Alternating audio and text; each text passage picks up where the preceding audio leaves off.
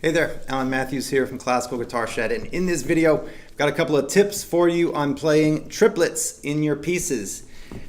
If you don't know exactly what's going on with your triplets, then sometimes you'll fake it. And when that is the case, here's the tip. Stretch them out. Here's the number one tip. When in doubt, stretch it out. So here we have some triplets, right? And if you need a tutorial on triplets, you can see below for a link that'll tell you all about playing triplets. But if you are playing your triplets, you got your quarter notes here, then you get into your triplets and you're not quite sure of how it goes or something like that. When in doubt, make your triplets stretched out more. So if we have this, if you don't know exactly how they're going because you've been playing eighth notes,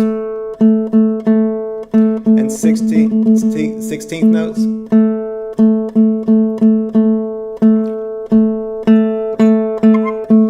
Then just stretch the triplets out really long. Boom, boom, triplet, triplet, boom. So just stretch them out. Which brings us to number two, which is the second tip, which is that triplets are always even. This isn't a tip, this is just a fact about triplets. But whenever you have triplets, like here, right here, these four notes are all even. So we go triplet, boom, 4 beats, and they're all evenly spaced. 1, 2, 3, 4. Not triplet, 2. That's a different rhythm. That's a 16th note rhythm, and that's the most common problem that people get into with their triplets is that they play them too fast and then make a break at the end of the triplet, so that we hear a break right here. But that break right there makes it not a triplet anymore. So always think of it going and connecting to the next note evenly. Da, da, da, da. So even if you play it wrong, da, da, da, da, at least then you've played it evenly and you've gotten to the next beat, right? So you might have compressed it and sped up for that beat, but at least you're back on the beat and you haven't played a 16th note rhythm, which would look something like that right there, or some rendition of 3/16ths.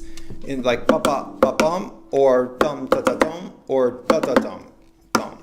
So one of the 3 different variations of 3/16th note triplets or 3/16th notes, we oftentimes will play that instead of triplets, but triplets are even. Ba ba ba boom. And as long as they're even, they'll sound like triplets. Here's the next observation of triplets is that we don't know, as listeners, we don't know that you're playing a triplet until we get to the second beat.